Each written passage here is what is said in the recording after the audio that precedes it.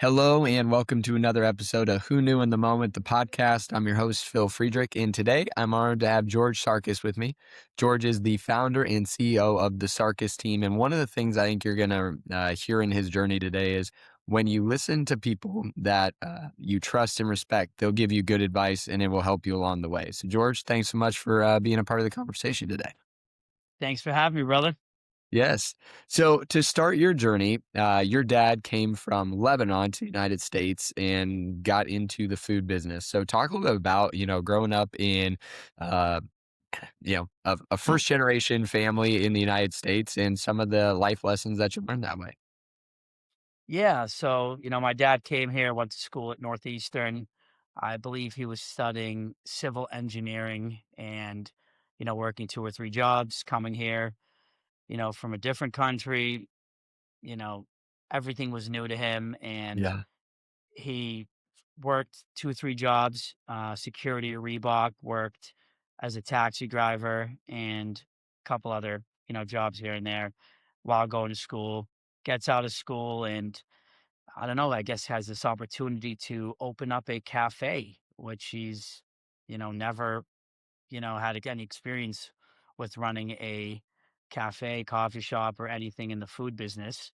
So he Wow. opens up a cafe, coffee shop in Harvard Square. Believe he borrowed some money from some family to get it going, and he built it to, I believe, 6 or 7 coffee shops, and it was a lot of work. um, Early mornings, late nights, a lot of stress, being in the food business, paying rent, being in a neighborhood like Harvard Square in Cambridge.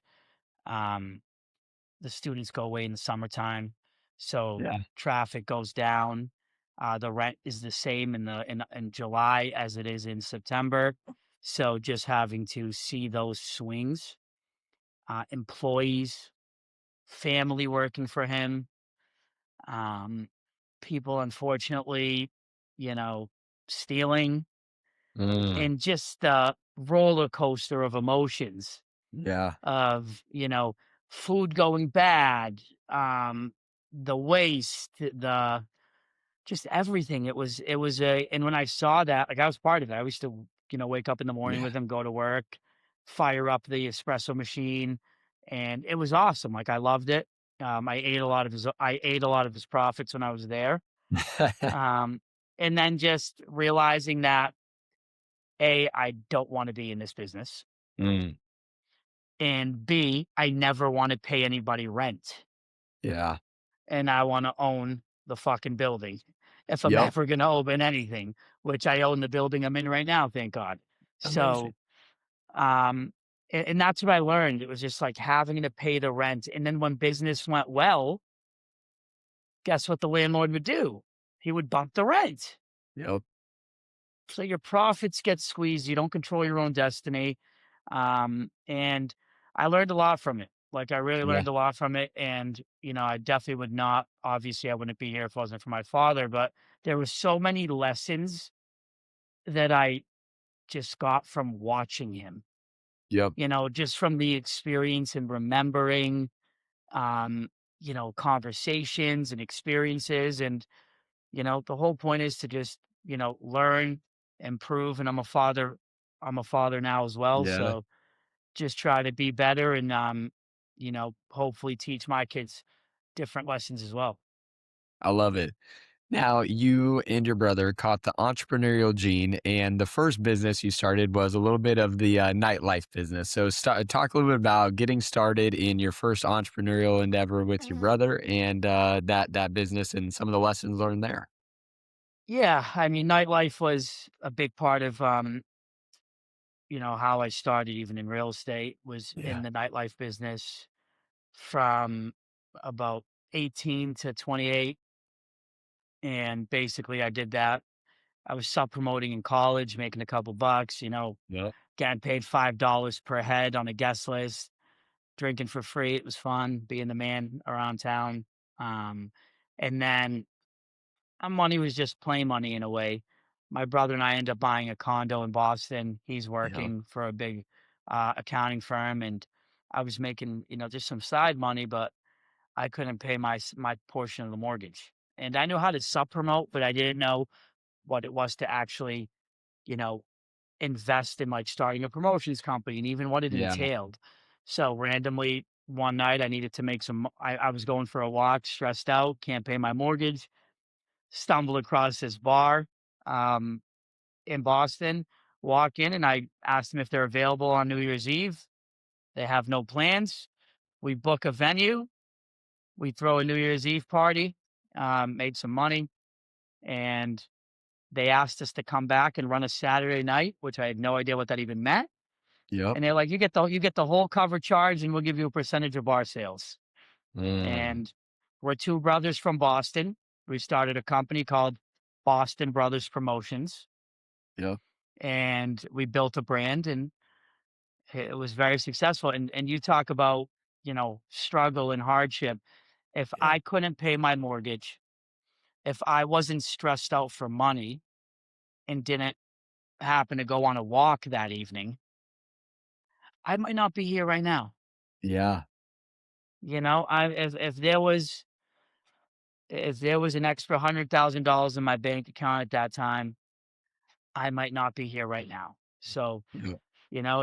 it's lessons, brother. It's lessons, it's learning, and it's capitalizing on some of the losses because they're Yes. not losses. I always say this, they're lessons in disguise. Mm. That's all they are. Yep. I love that.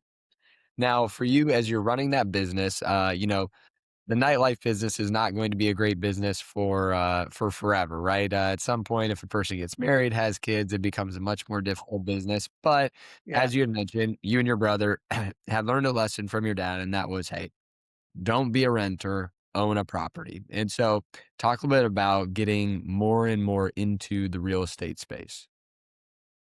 Yeah, I mean, I would say the one thing I look back at before I even now because we built such a strong brand, Phil, Yeah. um, in BBP, Boston Brothers Promotions. Yeah. The one thing that I would go back and change is that brand was simply my brother and I.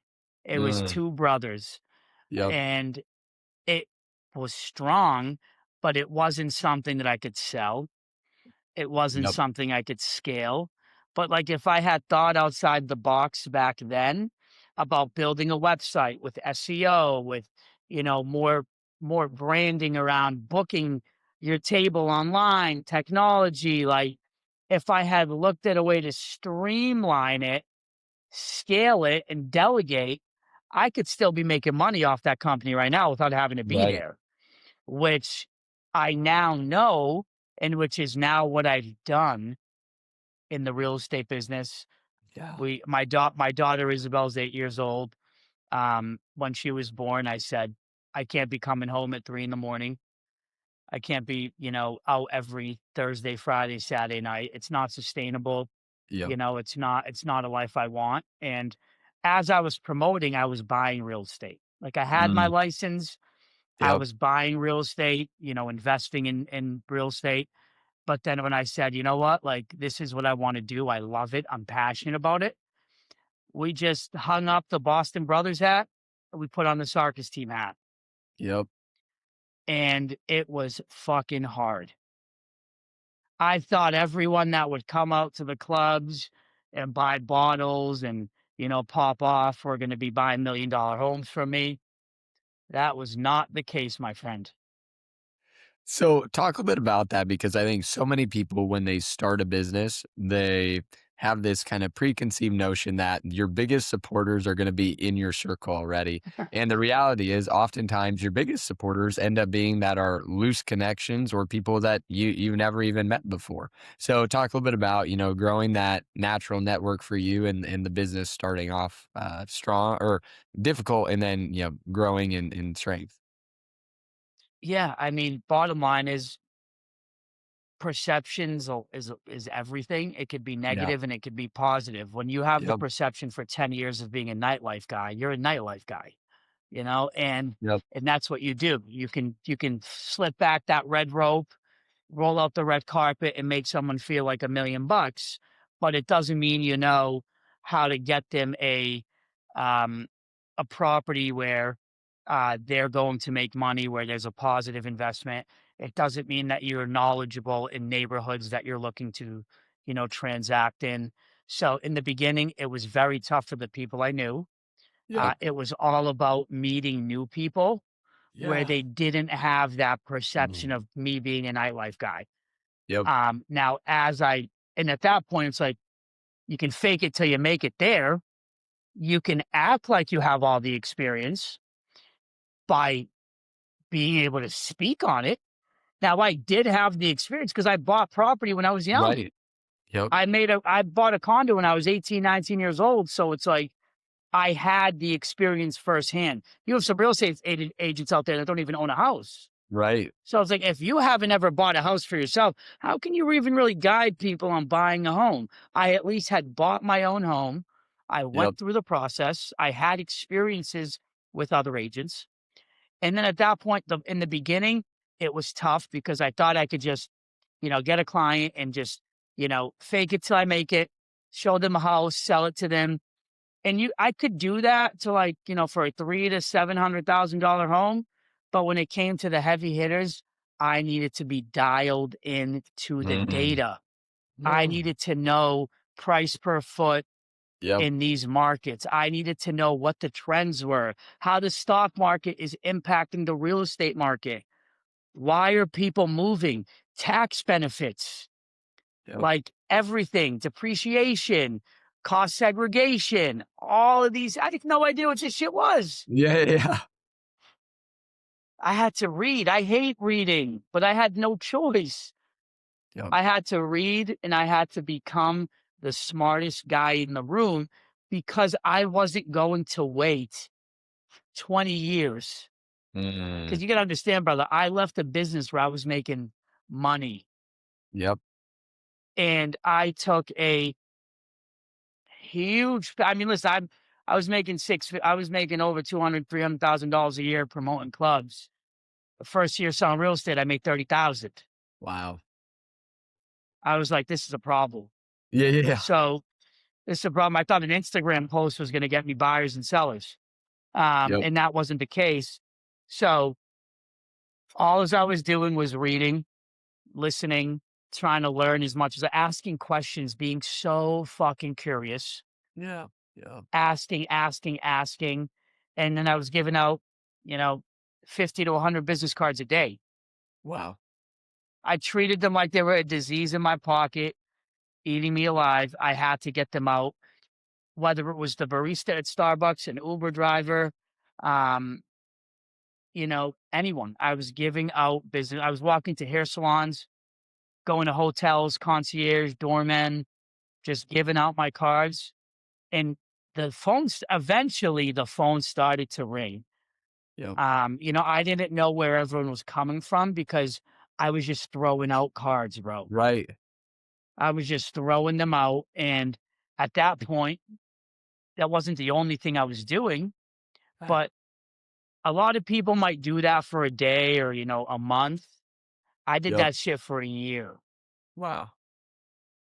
And in the beginning, it wasn't paying off. Like there weren't like instant results. Luckily, I had money saved up. Mhm. So I can learn how to do things the right way. Yep. And I wasn't chasing the dollar. Yep. I wasn't chasing the next commission check. I could learn. I was in survival mode to some extent, but I didn't need to do a deal every day or every week to pay my bills. And I was able to learn and kind of slow it down. And I say this all the time, when you put the water on the stovetop, it doesn't boil right away. Right, right. Well, and so to that point, you made this transition from making multi six figures to 30,000. I think for a lot of people listening to that, they go, why didn't you just go back to the nightlife? Like you knew you were good at that. You could have just made that pivot. And I think a lot of people do, but you had a bigger, kind of why, right? Like I want to change the way that my family outlook is. So talk a bit Yep. about, not giving up or, just cashing in when it gets difficult, even after a year. A lot of people would say, I'll give it a month, I'll give it 3 months, but you gave it, more than a year before it really started to turn around, and, I think that's very uncommon, especially in today's, world of kinda quick hitters get rich fast. Yeah, I mean, today's different story, brother. I mean, a lot of people today, they don't got it anymore. Yep. Not many dogs out there, but I was a dog. Yeah. I was an underdog my whole life, right? So like was never the smartest guy at school. I never had, the best grades. Yep. I dropped out of college, and it was just one of those things where I just always wanted to find a way to succeed, Mm. Mm. and I finally found my niche. Yeah. My niche was cultivating relationships, meeting people, building a brand, and obviously I don't teach this in school, so it's like Right. I I stuck with it because I loved it, man. Like, I Mhm. loved real estate, I love homes, I love, the relationship factor, I loved meeting people, and it was it was something that I wanted to continue to, like, really, really stay honed in on. I didn't wanna give up. I thought about quitting 100 fucking times, and the whole goal was I knew the only thing that kept me going was I knew that I needed a pipeline, and the pipeline was growing. Yeah. So it was going from 40 contacts to 100 contacts, 200 contacts. So I knew eventually something's gonna hit Yep. because I tell people all the time, I'm not in the real estate business. I'm in the people business. That's right. I am in the people business. And if you have enough people that you know, and you are dripping value add content and you Mm. are providing value and knowledge, eventually, because they liked me, I was a likable guy. I'm a likable guy. Yeah. There's a perception of Boston people being rude and, not being the friendliest people. I'm a friendly guy. Only if the Celtics are playing the Knicks. That's it. Yeah, oh, yeah, only if the Celtics play in the Knicks. Knicks, I mean, we're tied right now, 2-3, I believe. 2-3. But, yeah, so, like, for me, it's about, yes, I was likable. People could Yep. relate to me.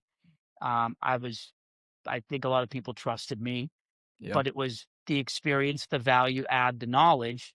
So once I continued to build the relationships and I added the knowledge piece, it started to click. And then Yeah. one or two big deals, there's one word. You know what that word is, Phil? Momentum. Momentum. That's what they look at that. And I promise whoever's watching this, we did not talk about that We before. did not. No. Momentum, Well, brother. That's what it is. and let's talk about that because I think, one thing that has adjusted over time, and you'll obviously speak into this, but is just who your clientele is. And my guess is in the beginning, you were dealing with, a few $100,000 homes and things like that, kind of anyone Renters, that, renters. yeah. And then over time, you end up doing a big deal like a $23 million deal. Well, those are those aren't happening every single day, right? Those are No. bigger time contracts. So talk a bit about that scaling up part, not necessarily in regards to like amount of deals, but kind of like the level or the quality of folks that you're working with. You got to start somewhere. Yeah. It's everyone wants to hit home runs. Yep. You got to get on base. You Right. have to get on base. Get a walk. Get a single. You know, just you got to get on base. You have to start somewhere. And for me, it was really the biggest part of my success wasn't that $23 million deal. It was Mhm. the fact that I was adding value to my relationships. Yep. Like, for example, I had a financial advisor who bought a $250,000 condo from me. He was, a year younger than me. We're in our 20s, both Mhm. starting our businesses. Yep. I sold him it. I gave him some business, some referrals. We did some deals together. I connected some dots. His business grew. I supported his business. He Yep. made more money. Yep. He sold his $250,000 condo for 550. He bought $1.5 million home. He's now in a $5 million home. Yep. We grow together. If you cultivate that relationship, you build with them. You Yep. grow with them. And that's the best part about, starting young and not trying to hit the home runs. And not to mention that this client of mine has referred me $10 million deals, Right. $15 million deals. So that's what it is. It's starting somewhere, cultivating the relationship, always asking your clients how you can help them. No Mm. fucking agenda, no Yep. agenda. Yep. How can I help you, Phil? What can I do for your business? Is there anyone that I could introduce you to that would change the trajectory or, provide you a benefit? If Yep. so, please let me know. Let me think about who's in my database. Let me think who's in my Rolodex. I don't like to use the word database. It Yeah. sounds too like transactional, but like, let me see who I know. Let me see who I'm friends with. Yep. Now for you, in a world like yours, I think oftentimes it can be conceived as a transaction, right? Because hey, if I buy a house Yeah. from you today, well, I'm not going to buy it. I'm not buying another one most likely in 9 months, right? It's like, hey, maybe in 5 years, maybe in 10 years, I'll need something, but I'm not going to. Yep. So, talk a little bit about being different in regards to building a relationship, building that relationship between now and then. So that way, when they do need the next thing, they come back to you. Yeah. It's honest to God, man. Some of these real estate agents make my life so easy. It's like when I say Yep. competition's light, because you know how many real estate agents, Phil, sell a house to someone, and then I get a call 2 years later, and that person's like, "Yeah, I'm interested in selling my house." Yep. And I'm like, "Oh, awesome. What happened to John Smith?" Haven't heard I from him. never heard from John ever since we closed. I didn't Yep. even think he came to the show. I didn't even think he came to the closing. I'm like, Yep. "Oh, that's interesting." So for me, we have a, quarterly check-in. We reach out on a 1 year anniversary. We try not to miss birthdays. I don't miss holidays. Thanksgiving, most of 99.9% of my clients get a personal text message. I'm in Aruba on Thanksgiving. I send everybody a text. I spend 6 hours in the lobby, asking them about their kids. Yep. I don't just send out a mass email or a fucking mass text with a turkey on it. Like, that's not what I do. Yep. Um, I personalize it. I, get real, and that's where I've kept the relationships. I try to keep up with my clients. If, their company, if something's going good at their company, I congratulate them. If I see something on Instagram, they had a baby or I heard about it, like right away, I'm picking up the phone and calling them. Yep. I like to send voice messages on their birthdays so they can hear my voice and like understand there's thought and time that came with it. Yep. And, people say, yeah, it's not going to be sustainable. It'll be sustainable if I'm delegating everything else. Right. If I'm organized and I'm on point, it'll be sustainable. Yep. Like and that's what it's about. Like I check in with them in the wintertime. Did you like my athlete clients? Yep. Some of them, they're out of here in, the beginning of December, January. And, they're going back to South Florida, they're going back to the West Coast. I gotta make sure their heat's on in their home. Yep. I don't want pipes to burst. I've even went to clients' homes and, put the stakes in the ground for the plow when they plow the driveways, so they're not, cracking any sprinkler heads. Yep. It's just whatever we think they need, we're there for them. Like, Love it. it's white glove service, it's a relationship, it's a lifelong partnership, plain and simple. And it's not because I want them to sell their house with me. It's just who we are. And I'm Yep. a big believer, like full circle. Like Yep. I've had clients who end up, having a sister or their wife or their in-law get their real estate license. And they're like, hey man, I'm gonna have to go with them. All good. Let me know if you need any help. No skin in the game. Yep. let me know. You want to work with your sister Sarah? That's great, but do me a favor. Please let me oversee what Sarah's doing. I don't want to make a dollar. Mm.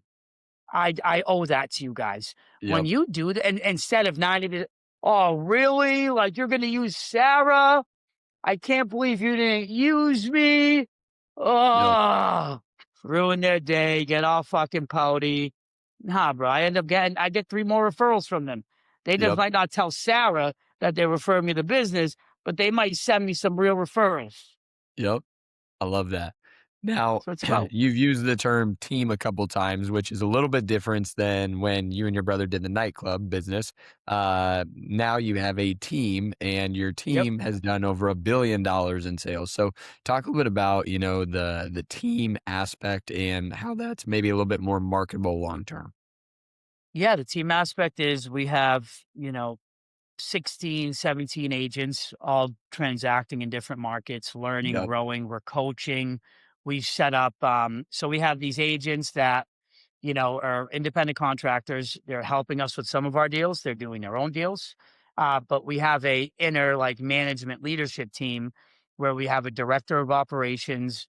I have an amazing EA, Devin, who you obviously know because you Yep. scheduled this with Devin.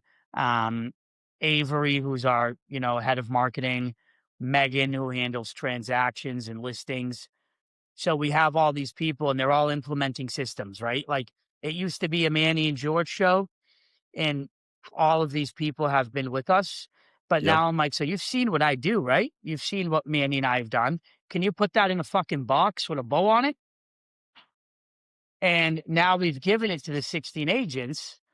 So when, 125 Jackson Road calls that they want to sell their house, I'm like, no problem. I'm going to connect you with Roy, who's our top agent and follows our step by step curated approach, the Yep. Sarkis team way of selling a home. Yep. And then Roy has it. He knows what it is. He knows the scripts. He knows, this is what we do. This is how we show up. This is how we dress. It's casual Fridays today. I usually get fly like you. Um, but that's how it is. And now these agents have been able to, in their own style too, right? Not every different strokes for different folks. Everyone has their own approach, their own Yep. personality. But the big, the big ticket items, showing up on time is a non-negotiable. Yep. Dressing to impress and dressing for success is a non-negotiable. Being diligent and ethical, non-negotiable. These are our, like, and being knowledgeable where you're going. Like Yep. I'm not going to tell Roy to go to 123 Jackson Road and meet with these sellers if he's never sold a home on in that area. Yep. So it's like we're just setting everyone up, we're making sure they're getting the data, and we're able to delegate. We're able to throw the agents into the fire, and our agents are better than most of the agents we're competing against. Yep. They've been through it, they've seen it, they've heard it, they're around it, and now we want to help them build their. This is the difference. Now that they're building their books of business, we want them to be able to build a business Mm. within our business. Yep. Now we have some agents that now are getting their own assistants and their own junior agents, and it's like that's the goal, man. I don't want people working till they're 80. Yep. Now, for you, when you're hiring, what are one or two things that you're looking for? I would imagine coachable people, right? I mean, hey, I've kind of figured it out. Here's a blueprint. I just need you to follow it. So coachable, but what's maybe one or two characteristics, qualities that you're looking for? This is the toughest question, brother. This is a tough question because I've struck out so many times and Yeah. I've made some bad, bad hiring decisions in my time.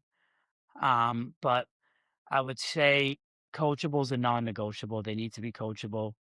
Um, how bad,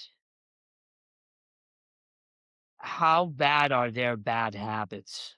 That's Like, good. and Yep. I got this from the book Unreasonable Hospitality. Yeah, yeah, It's a great book. And they mentioned that, like, when they were growing, um, EMP, 11 Madison Park, the restaurant, yep, they when they started, because they had their way of doing things, and it was a really good way, and like they had it like a system that was money. But yep, when they would hire, this top chef from this other restaurant, or this top, host from another restaurant, they were like, "This is bad." They think they know how they're doing it. They think they're doing it their way, and it's the right way, and yep, it's not the right way. yeah, It's not EMP's way, even though they're the best in the industry and everyone loves them. Doesn't yep, matter. It's not my way. And for me, it's like, if you're hiring the agents that have the experience and are doing the numbers, it's scary because yep, they might come here and they might fuck everything up. right, They might come in here and they might, not follow the systems, not make my life easier, and want to do it their way. So, bad habits, being coachable, and you really have to be a team player, which is so hard to determine in the beginning. yep, I've got a lot of meet people over the years, man, and there's no I in team. It's really all about them, yep, and that's not who I want going to battle for me every day. yep, So I need team players. I need people who can eliminate their bad habits and don't have a suitcase full of them, yeah. and just someone that's coachable, wants to learn and grow, plain and simple. I love it. Well, I know you've got to get running, but we'll end on this with the team idea. You're a big Celtics guy, probably a lot of all the Boston sports, but I know for sure the Celtics. So talk a little bit about who is your favorite, or what's your favorite era or team of the Celtics? There it is, the pillow. Um, my favorite era of the Celtics. Yeah. Oh man, I mean, listen, I grew up being a diehard fan as a young kid. It's kind of it's a coin toss between '08, Pierce, Ray Yep. Allen, KG, Rondo, Eddie Yep. House banging a corner three. Yes, sir. It's got to be '08 team, Leon Poe, that team, and then the team from 2024, bro. I love it. Jalen Brown's on my wall over here. He's a client. I sold JB his house. Amazing. Um, Drew Holiday, Al Horford, great guys. So it's a coin flip between '08 and '04 and 24, but I'm gonna go with Paul Pierce, the truth, I love it. I 2008. love it. Number 34, baby. Number I love it. 34, baby. Well, George, I want to say thanks so much for being on today and sharing your journey, and For excited to sure. watch Thank you you. continue to do all the amazing things. And we'll be doing this again in 3 or 4 years to highlight the next monumental goals. Awesome. Thanks a lot, brother. Have a great weekend.